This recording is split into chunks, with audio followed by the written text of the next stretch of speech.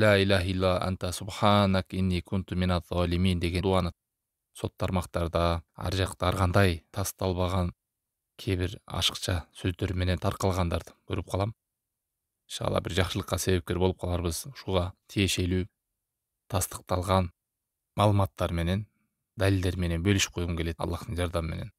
Бул дуа Куранда келген аят Юнус пайгамбардын деңизде, киттин ичинде айтылганы. Бул дуаны кыйынчылыктан кутулуу дуасы деп да аталат. Бирок ошо тастыкталган жолу менен билип, пайгамбар алейхиссалату вассалам көргөзүп берген жол менен айтышыбыз керек шариятта.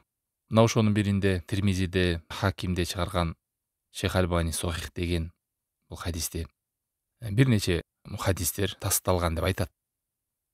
Саад ибн Аби Ваккас деген сахаба кабарлайт. Аллахтын элчиси саллаллаху алейхи вассалам айтты: "Да'вату дин-нун ида да'a ва хуа фи батнил хут." Бул дуа деңизде, чоң киттин ичинде айтылган дуасы. Ла илаха илля анта субханак инни кунту миназ залимин. Сенден башка сыйынууга зат жок. Сен аруусуң, тазасың, мен чындыгында күнөөкөрлөрдөнмүн. Өзүмө зулум кылуучулардамын.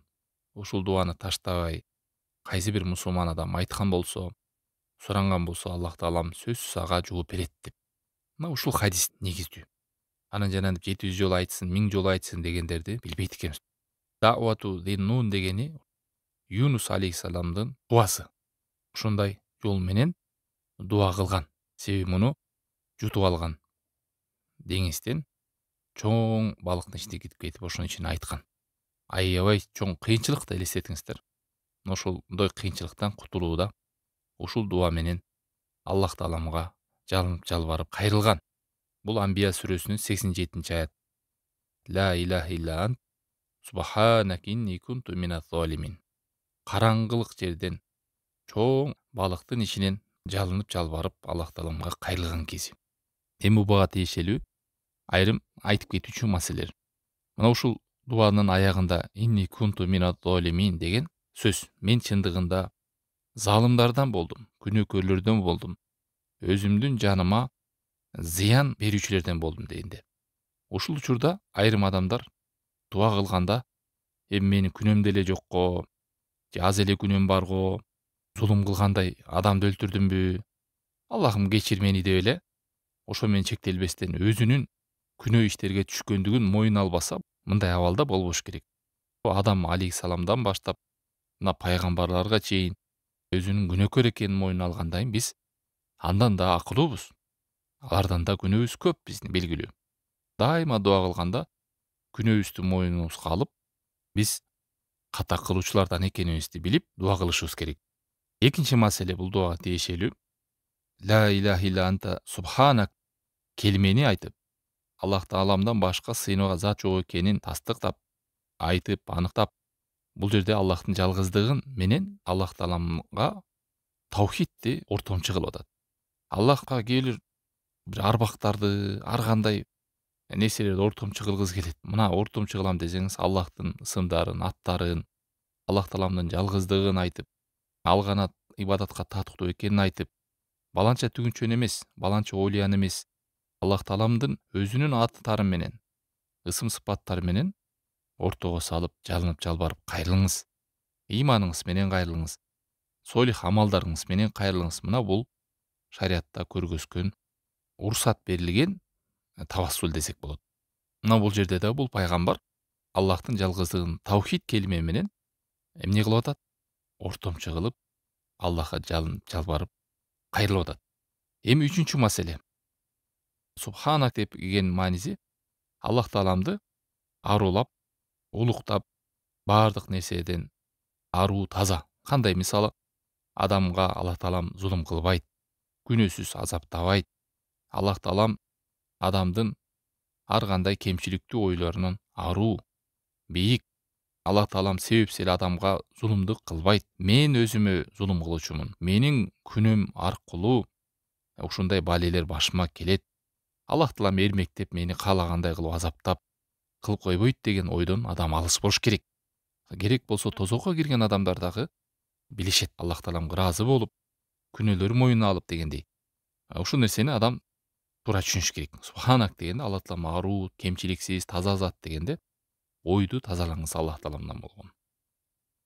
Төртүнчү маселе буга тиешелүү. Адам ойлошу мүмкүн. Кана суранган жери жокко. Келмени айтып атат, Аллах тааламды аруу болуп атат. Биз билишибиз керек, бул жерде ибадат дуасы. Дуа негизи эки бөлүнөт. Ибадат дуа, анан бир кажет маселе сурай турган. Бул жерде адам кылып аткан зикир менен, келмени айтуу менен адам кадимки баягы намаз окуса деле, намазда дуа арасында камтылып турат. Аллах таалам мени кечир деген абал менен суранып атканы. Бул жерде да ла илаха иллаллах инни кунту минат золимин, ла илаха иллаллах субханак деп Аллах тааламды жалгыздап, арулап, ошол учурда кечирим сурап атканы дагы анык. Мисалы, инни кунту минат золимин дегенде ушул жерде эмне кылып атат? Күнөөсүн моюнга алганды айтып атат.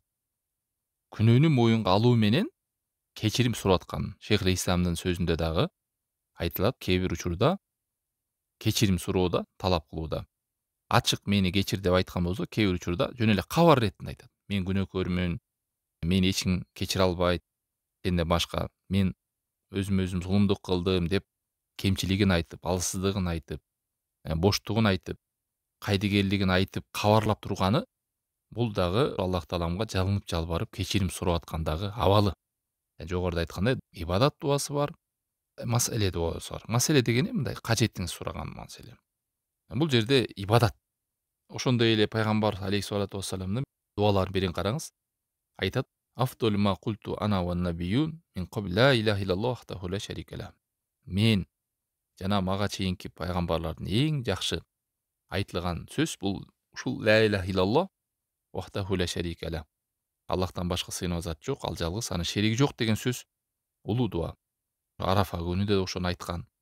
Белгилүү бул нерсе. Ошондой эле Суфиян ибн Уяйн рахимахуллахнын эң жакшы дуа кайсы дегенде, пайгамбар алейхиссалату вассаламдын ла илаха иллаллах вахдаху ла шарика ла дегенде келтирген. Андан кийинки ушул дуада баледен көтөрүүчү, кырсыктан чыгуу, ар кандай кыйынчылыктан чыгуу дегенде адам тообо кылып кайтып, күнөөсүн мойнуна алып, жалынып жалбарып, Роббисине кайтып, бүт ушул маанилер камтыган. Аллах таалам, күнөөмдү мойнума алам, ушул баледен мени куткар. Мен сенден кечирим сурайм. Мен чындыгында залым болдум, ката кетирдим дегендин кабар иретинде Аллах тааламдан жардам сурап, кыйынчылыктан чыгып кетүүнү жалынып жалбарып Аллахка кайрылып атканы белгилүү. Андан кийинки акыркысы ушул менен билсек болот. Ушул жерде 4 нерсени тавассул дегенде камтыгып атат. Суранып, Аллахтын жалгыздыгын эскерип, таухидти айтып, вот танзих Аллах тааламдын ысым сыпаттарында Аллах тааламды арулап, таза экенин, аруу экенин ар бир кемчиликтен. Андан кийин өзүнүн кулчулугун, кул экенин айтып, андан кийин катасын мойнуна алып атат. Бүт 4 нерсе камтып атат.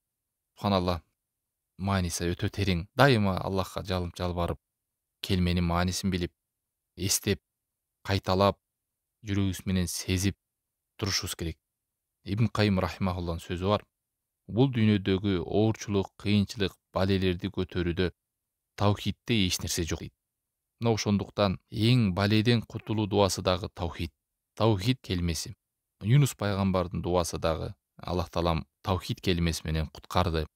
Бул дүйнөдө кандай гана балеге түшүккөн болсо, ширктен алыстап, Аллах тааламды арулап, таухид келмеси менен жалынып жалбарып Аллах тааламга кайрылган болсо, Аллах таалам аны куткарат. Аллахтан жардам сурап, жалынып жалбаргандыгынан. Ал эми тилекке каршы түшүнбөгөн адамдар Аллах сактасын, кайра кыйынчылык күндөрдө ар кандай мазарларга, ар кандай оолияларга деп ыйык жерлерди издеп кетип, башына балени көбөйтөт. Кандай гана кыйынчылык келбесин, адам кыйынчылыкта эмне кылыш керек?